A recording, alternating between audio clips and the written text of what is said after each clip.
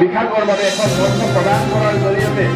এনেধৰণৰ সুন্দৰ আয়োজনৰ বাবে প্ৰথমে মই মিচিং স্বায়ত্তশাসিত পৰিষদক ধন্যবাদ জ্ঞাপন কৰিছোঁ। আমি আশা ৰাখিছোঁ এই খেলৰ জৰিয়তে অনাগত দিনত আমাৰ অঞ্চলত থকা ইতিমধ্যে আমাৰ জ্যেষ্ঠ কাৰ্যবাহী বিষয়া সদস্য ডাঙৰীয়াই অৱগত কৰিছে যে অহাবাৰ অৰুণাচল খেলখনকো তেখেতলোকে আয়োজন কৰাৰ কথা ইতিমধ্যে চিন্তা চৰ্চা কৰিছে আৰু বিগত দিনত এই 4টা বছৰৰ কাৰ্যকালত খেলুৱৈ বিভাগৰ বাবে এখন মঞ্চ প্ৰদান কৰাৰ জৰিয়তে এনেধৰণৰ সুন্দৰ আয়োজনৰ বাবে প্ৰথমে মই মিচিং স্বায়ত্তশাসিত পৰিষদক ধন্যবাদ জ্ঞাপন কৰিছোঁ। আমি আশা ৰাখিছোঁ এই খেলৰ জৰিয়তে অনাগত দিনত আমাৰ অঞ্চলত থকা ইতিমধ্যে আমাৰ জ্যেষ্ঠ কাৰ্যবাহী বিষয়া সদস্য ডাঙৰীয়াই অৱগত কৰিছে। আজি মিচিং স্বায়ত্তশাসিতৰ দ্বাৰা MSC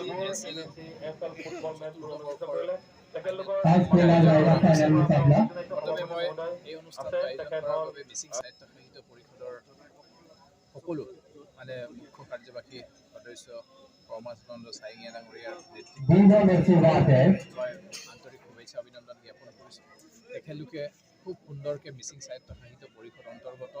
প্ৰতিভাশালী যুৱক যুৱতীসকলক লৈ পিনি এনেধৰণৰ বিভিন্ন খেল আৰু সংস্কৃতিৰ এনেধৰণৰ প্ৰতিভা বিকাশৰ মঞ্চ প্ৰদান কৰি আহিছে আৰু এই MSCS 4 বছৰ আৰু আজি আমি আশা ৰাখিছোঁ এই 4টা বছৰে মঞ্চ প্ৰদান তাৰ জৰিয়তে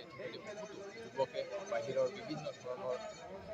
উচ্চ মানদণ্ডৰ খেল প্ৰদৰ্শন কৰিবলৈ সক্ষম হৈছে আৰু আমি আশা ৰাখিছোঁ এনেধৰণৰ নিশ্চিতকৈ অনাগত দিনত আমাৰ এই অঞ্চলৰ এটা প্ৰতিভা বিকাশৰ আজি পৰিচালকসকলক মই চিনাকি কৰি দিব বিচাৰিছোঁ।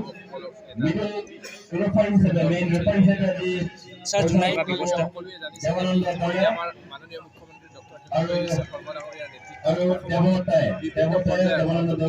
পৰ্যায়ত খেলক কৰাৰ নিমিত্তে নিৰ্মাণ কৰাৰ বাবে ব্যৱস্থা গ্ৰহণ কৰিছে। আমি আশা ৰাখিছোঁ নিশ্চিতকৈ অনাগত দিনত চৰকাৰে আমাৰ অঞ্চলত নিশ্চিতকৈ এটা সুবিধা উপলব্ধ এটা ষ্টেডিয়াম নিৰ্মাণ কৰি আমাৰ কৰিছে।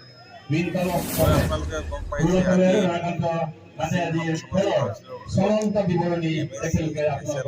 আপোনালোকক চলন্ত বিৱৰণী আপোনালোকক দি থাকিব।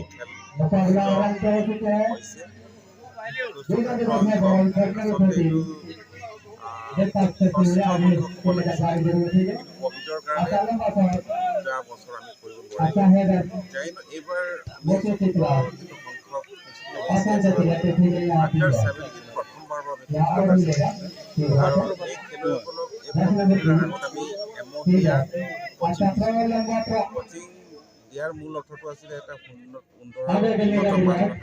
খেল প্ৰদৰ্শন আৰু আমি এইটো সফল হৈছোঁ বুলি ভাবিছোঁ কাৰণ সিদিনা অপেনিং চেৰিমনিৰ দিনা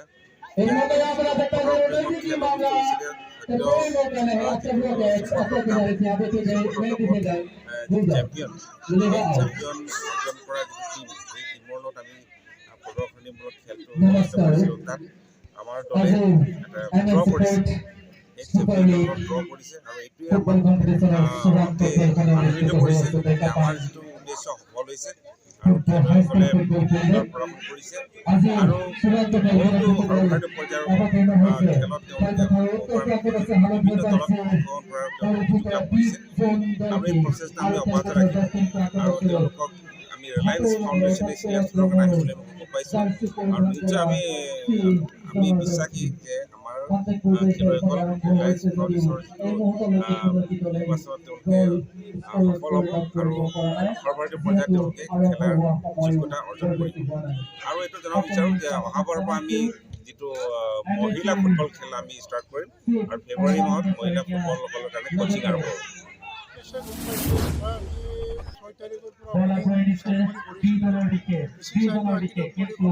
এই মুহূর্তে দ্বিতীয় স্থানে আছে গোল হয়ে আমি অস্বীকার করব না কিন্তু বলা বাইরে থাকা দেখা যাচ্ছে গোল স্কোর পরিণত করতে পারে বলা বাইরে থাকা দেখা যাচ্ছে কিন্তু অন্তর্গত গোলমানে কিছু গোল করেছে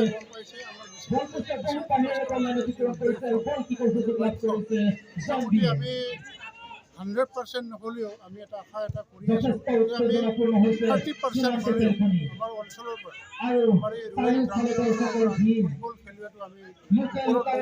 যাব বিচাৰিছোঁ আৰু নিশ্চয় আমি আশা এটা কৰি আছোঁ ইণ্ডিয়ান টীম হৈ আমাৰ ল'ৰাবিলাক খেলিবৰ কাৰণে ইণ্ডিয়াৰ জাৰ্চি পিন্ধিবৰ কাৰণে কিয়নো আমি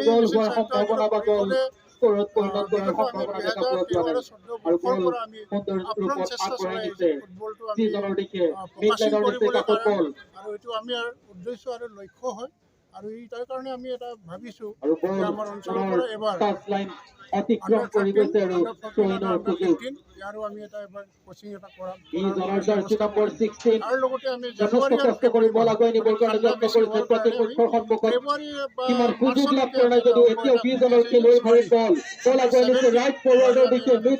ফৰৱাৰ্ডৰ পৰা বল আগুৱাই নিছে কিবৰ কাৰণে যত্ন কৰিছিল কিন্তু অন্তিম মুহূৰ্তত